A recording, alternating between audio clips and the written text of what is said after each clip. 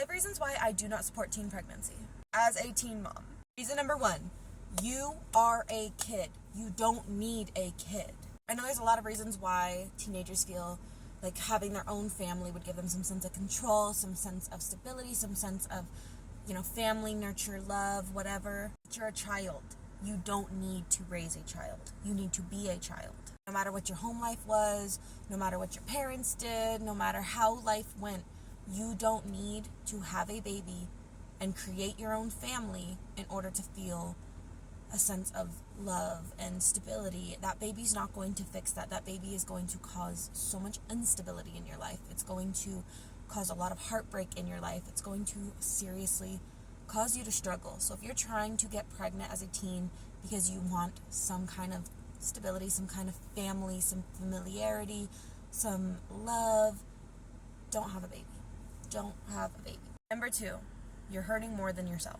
You are putting yourself in a really tough spot, but you're also putting a lot of people around you in a tough spot as well. You may think that this doesn't affect anybody else around you, but it actually does. If you're still living at home with your parents and you plan to still live at home with your parents after the baby comes, that is another household member for your family to be taken care of, and that is definitely a huge struggle. That is so hard, and that is a lot to just put on somebody and to just expect it. Yeah, they might not help with everything, but just having another household member to take care of is a lot.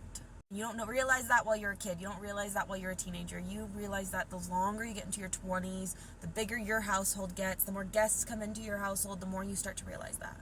Your best friend who isn't pregnant, who isn't having a baby, she needs her best friend. She needs her teenage buddy. She doesn't need a mom.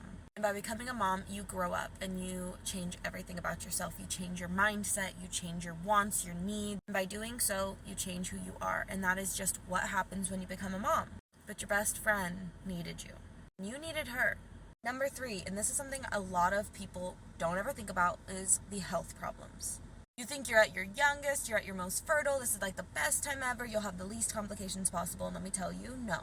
Preeclampsia is so scary, and it is a high blood pressure problem where you can stroke, you can die, you could have heart attacks, you can honestly have a stillborn. It puts you at a really high risk, no matter what stage of pregnancy you're in. But as a teenager especially, preeclampsia sets you up for later on health problems. Especially if you became eclamptic, which is after you're done being pregnant and you're postpartum, you become eclamptic, which is like still high blood pressure, hemorrhaging, a lot of problems. I had preeclampsia with my first daughter at 18 years old, and ever since I now have a heart monitor. I have been set up with numerous appointments. I have a hematologist now. It genuinely set me up for so many health problems, and I'm only 24 years old, going to a cardiologist office, going to a hematologist office, doing numerous blood draws, high-risk doctors. It just sucks, and it's scary, and it's something I just wish I would have thought more of. And that's something a lot of people don't think about, is you're setting yourself up at such a young age to have further life complications possibly down the road.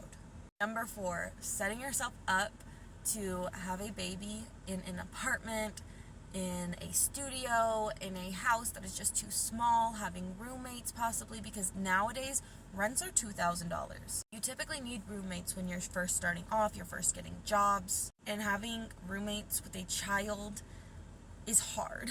I personally never experienced it. However, one of my friends who did move out of the state has experienced it very recently, and she's just having a really rough time with it.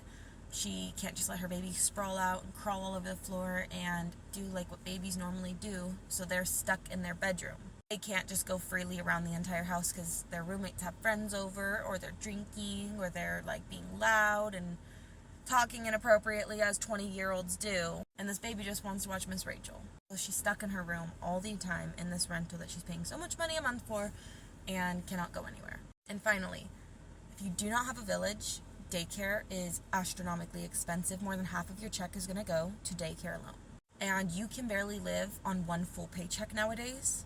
Now imagine living on half of that and having someone else raise your child. There's only so many times you can call out of work. So if daycare calls you out because your child has a fever, your child's sniffly, your child has a cough, or they're just not getting along that day, and you have to leave work over and over and over again because of it, you're most likely going to lose that job.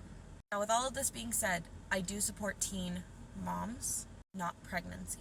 If you already did the deed and you got pregnant but you weren't planning it or anything like that, I fully fucking support you. And I try to create a bind in the village as much as I possibly can by doing my giveaways, doing breast pump giveaways, doing baby registry giveaways and stuff like that. I try to help as much as I possibly can. Because being a mom in general, every odd is set against you. But if you are a teenager who is thinking about getting pregnant, trying to get pregnant, wanting to be a teen mom, wanting to be like those girls on the freaking MTV show, wanting to be like social media glamorizes, it's not glamour at all. Be a kid. Don't have a kid.